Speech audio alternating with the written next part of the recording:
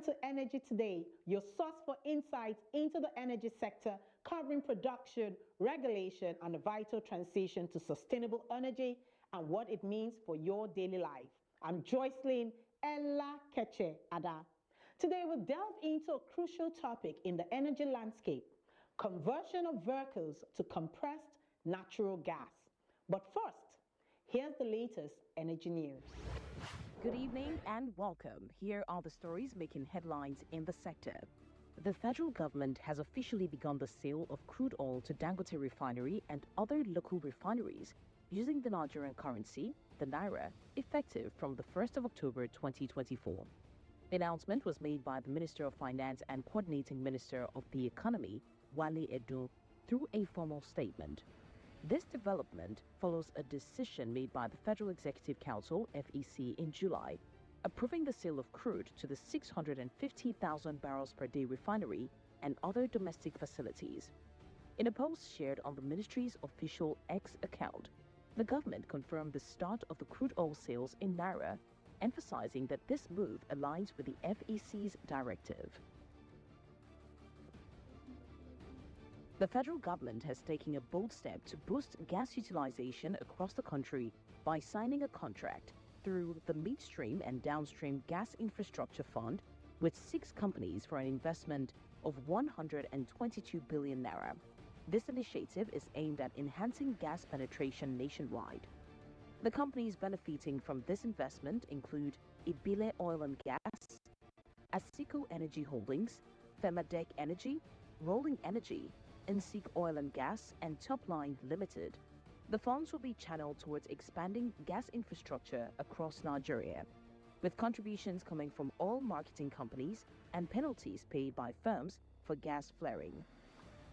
Minister of State for Petroleum Resources, Mr. Ekperipe Eko, described this agreement as a historic milestone, highlighting its role in transforming the midstream gas value chain and supporting Nigeria's transition to cleaner energy.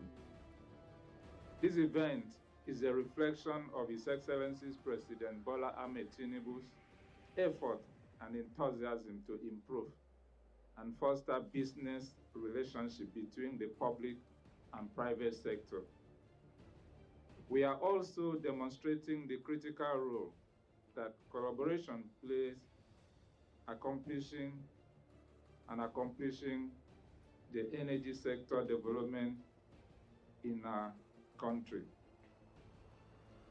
Today's mark a significant milestone as we formally enter into agreement with 6 business entities that have been screened to obtain government equity participation under the Midstream Downstream Infrastructure Fund. These promoters, who have been carefully chosen in compliance with the MDGIA Investment Policy Statement and the Petroleum Industrial Act 2021, deserve our congratulations, since they have demonstrated the ability and commitment in supporting us to promote gas to the end users. The Midstream and Downstream Gas Infrastructure Fund stands at the forefront of our strategy to modernize Nigeria's gas infrastructure. It has been designed as a catalyst for investment aimed at bridging gaps in the gas value chain by ensuring the financing and delivery of critical projects. In a related development, the federal government has announced the removal of value-added tax on several critical energy products, including diesel, compressed natural gas, and liquefied petroleum gas. Finance Minister Mr. Wale Edun made the announcement, stating that the decision is part of a broader strategy to bolster energy security and accelerate Nigeria's shift to cleaner energy sources. The VAT Modification Order 2024 is expected to make Nigeria's energy sector more competitive while easing the burden on consumers facing rising energy costs. Additionally, the government has rolled out new tax incentives for deep offshore oil and gas production, aiming to attract global investors and position Nigeria as a top destination for energy investments. Meanwhile, on the continental front, African oil-producing nations are making strides to establish a $5 billion energy bank in Abuja next year. The project, which has already secured 45% of its required startup capital, is being spearheaded by Angola, Nigeria, and Ghana, with the goal of bridging the funding gap left as traditional investors shift focus to low-carbon energy alternatives. Omar Farouk Ibrahim, Secretary General of the African Petroleum Producers Organization, APO, announced that the African Export-Import Bank has committed to supporting the project and has signed a memorandum of understanding to facilitate its establishment. These developments collectively signal the growing momentum towards cleaner energy solutions and sustainable economic growth in the region. And that's it for today's Energy Update.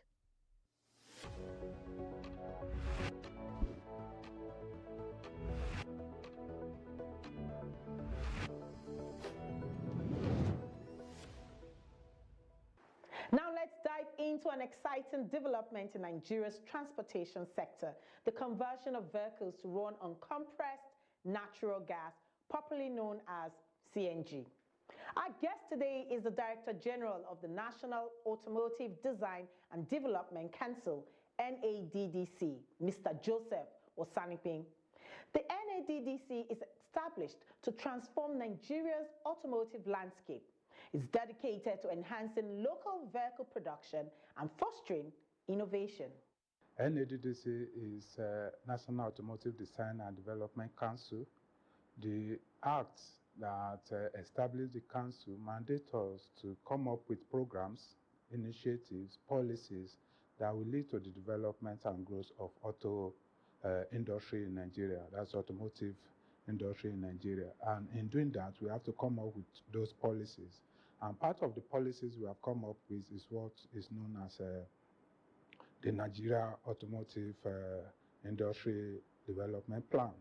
That plan have about 7 pillars which are aimed to promote the industry. One of the pillars is investment promotion.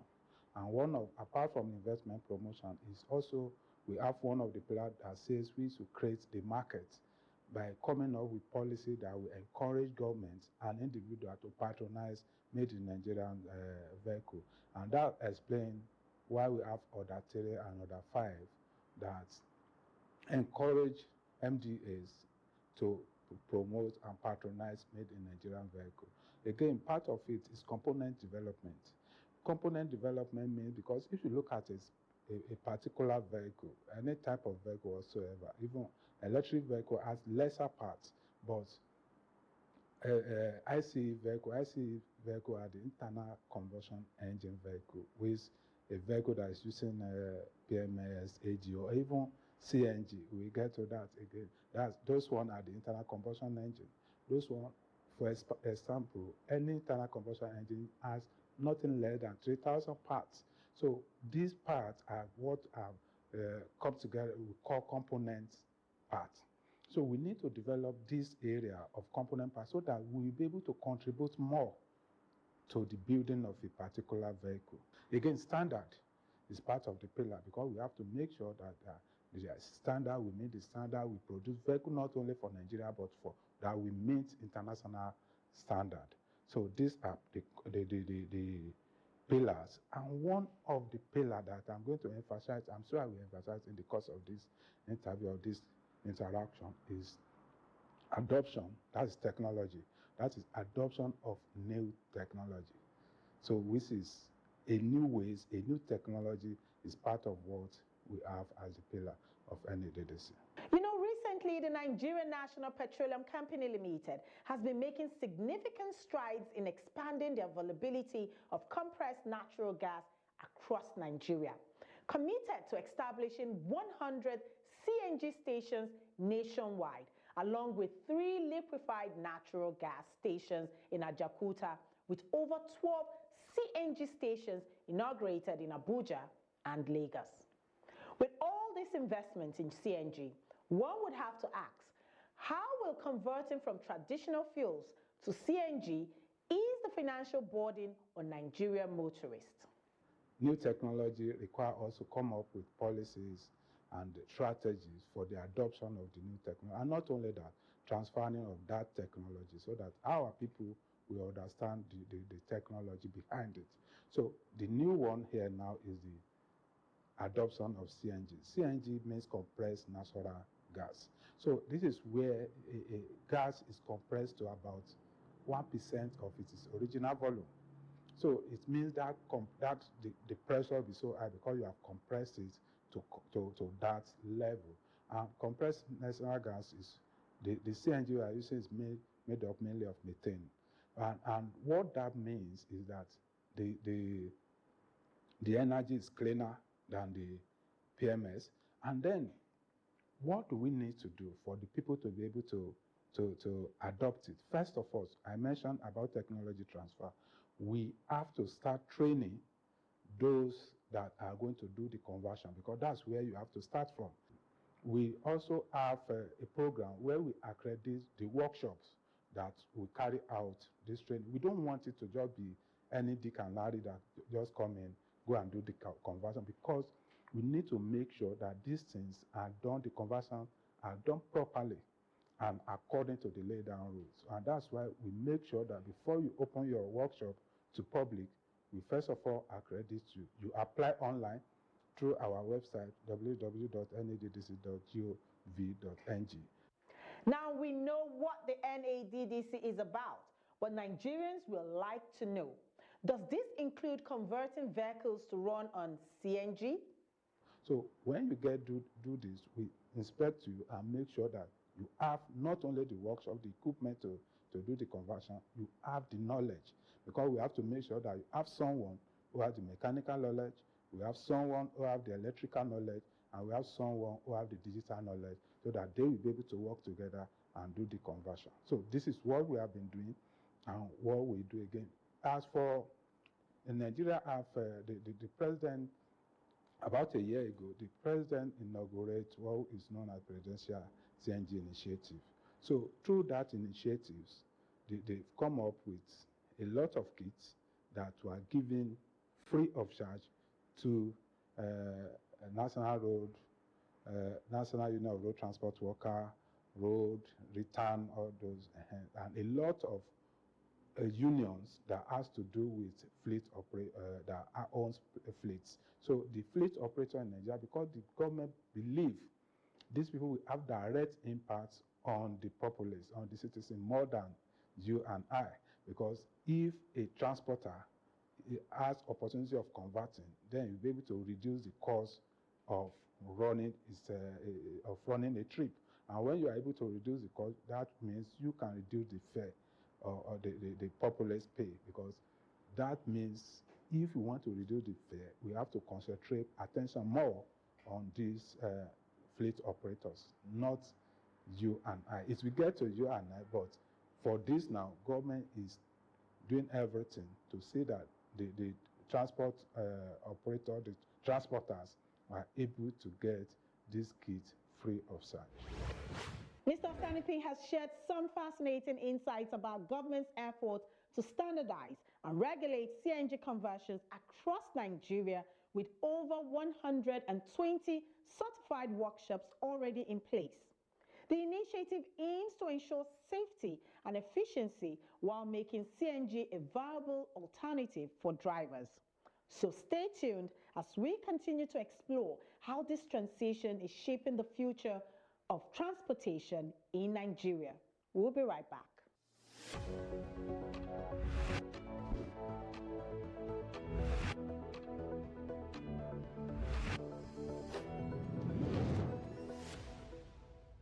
Welcome back to Energy Today. We'd also love to hear from you. What's your take on these rising issues? Feel free to call us on 0706 533 1003 or send an email to energytoday24@gmail.com. If you're just joining us, we've been having an insightful discussion with Mr. Joseph Osanipin, the Director General of the National Automotive Design and Development Council, NADDC. He's been guiding us through the complexities of converting vehicles from traditional fuels to compressed natural gas. As part of the Presidential Compressed Natural Gas Initiative, the government is offering free conversions at designated centers across the country, significantly reducing fuel costs for drivers. With over 20,000 conversion kits available and a commitment to establishing CNG refueling stations. So, what's the public's response to the Compressed Natural Gas Initiative, particularly among commercial vehicle operators? The capacity determines, number one, the kind of kit you are going to use. One. And number two is determine the kind of cylinder you are going to use. That's the volume of the cylinder. Because if, for me, I may decide that I need a cylinder that's like 60 kg. Some vehicle take cylinder of 100. So depend on the size of the cylinder. The bigger the cylinder, the higher the cost. So all these things determine the cost. Having said that, the cost may range from something like 450 to 800 to 1 point something million, depend on the type of the vehicle. But having said this is the cost, this is the initial cost of converting. That cost can be recouped. If you are a transporter, the cost can be recouped within 2 to 3 months. If you are not a transporter, like you and I, the cost can be recouped within 8 to 12 months, depending on how often you use your vehicle. I was in Ekiti over the weekend, and somebody drove a Camry of 2 point something capacity from Abuja and covered 344 kilometers. He actually spent about 9,000 naira to fuel the gas from Abuja to Ado-Ekiti. This will have cost him 48,000 naira if he used PMS. So you can do the mathematics and see that this is the difference is huge. So if you are going to be going to cover that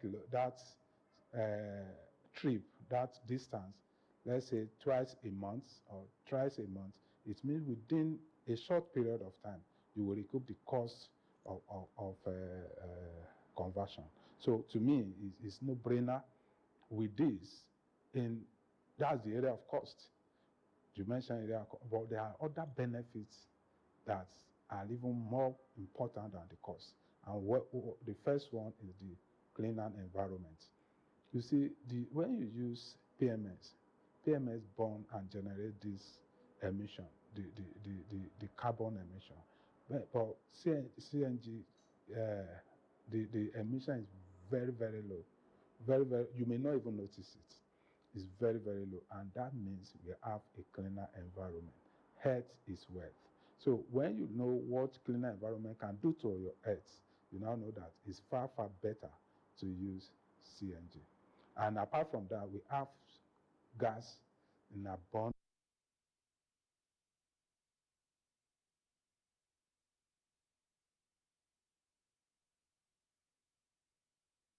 Back to the ground, or we flare it. So which means 60% of, nothing less than 50% of the gas we produce in Nigeria have been waste. So we can convert this waste to wet by using CNG. There are several questions bordering on the mind of Nigerians in the usage of CNG-powered vehicles. For instance, the benefit, the cost of conversion kits, availability of CNG stations, and most importantly, safety in the usage of CNG-powered vehicles.